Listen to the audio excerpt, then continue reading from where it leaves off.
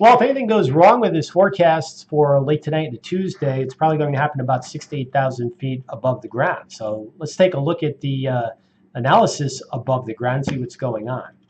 This is the Bufkit tool that many meteorologists use to analyze the atmosphere aloft.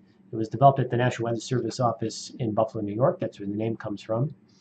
The ground represented by the brown band on the bottom of the chart. Then you go up in altitude, 5,000 feet, 10,000 feet, 15,000 feet.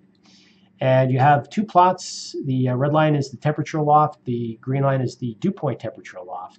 We're going to be focused in on the area between 5 and 10,000 feet above the ground, because above that level, it's cold enough for snow with this system. Below that level, for much of the time, at least during the first half of the event, it's cold enough for snow. But it's right there between 5 and 10,000 feet where things are kind of dicey and the temperature is very close to freezing or a little below or a little above. This is 10 o'clock for Windsor Locks, Bradley International Airport in Connecticut. And at this time, this model, which is the North American model of the NAM, does not quite have any precipitation into Bradley. So we'll move ahead 1 hour. And then as of 11 o'clock, it does have some precipitation in. But notice that the temperature and the dew point nudged up a little above this 0 degree dotted blue line. That's 0 degrees Celsius. That's the freezing line going up. So it's too warm for snow. To get snow, it's got to be freezing or below all the way up and down. You can't have a layer like this that's above freezing. But this model does have it above, just above freezing, around 8,000 feet aloft.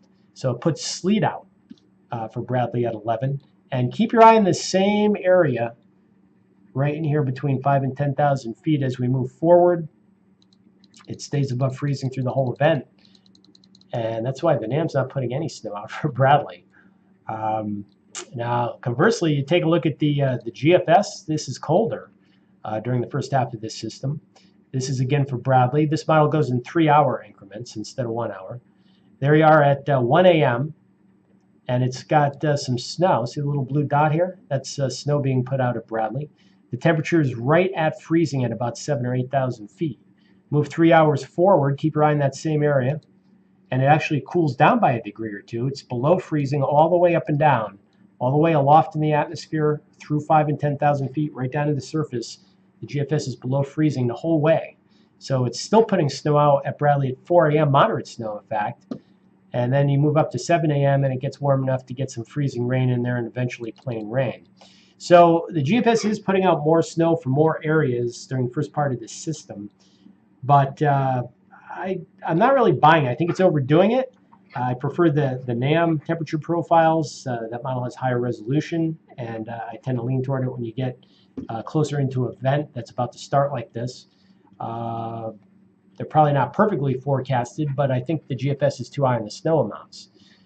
So I'm leaning toward lower snow amounts and more of a sleet to rain type of scenario. The European forecast model does pretty good usually with the snow forecast. That was over the past couple of years, a pretty good track record. Here it is right now. And if you take a look at that, south of Hartford, there's really no measurable snow to speak of. Parts of northern Connecticut, maybe an inch or so, a couple inches or so in northern Mass, and then the big snow way up north near the Canadian border and points north. So, you know, in many parts of the state of Connecticut, southern half, maybe a little snow at the start, and it's a sleet to rain type of scenario. Same thing with much Rhode Island, southeastern Mass. Long Island, New York City, just a little sleet to start late tonight, and then a mostly rain event. Long Island, New York, you could crack 50 for a high Tuesday, though most of us will be stuck in the 30s. And the mixture will hang on longer as you get deeper into southern New England.